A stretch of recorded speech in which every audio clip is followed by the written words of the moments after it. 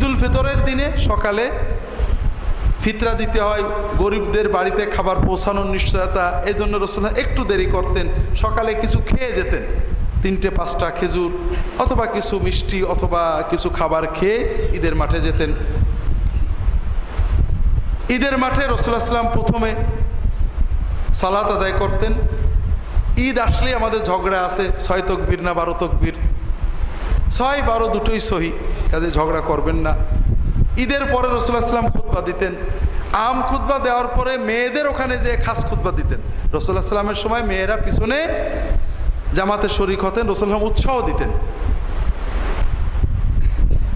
এরপরে মুসলমানরা যার যার বাড়িতে চলে যেতেন। এক পথে যাওয়া আর এক পথে ফেরা, এগুলো সুন্নত।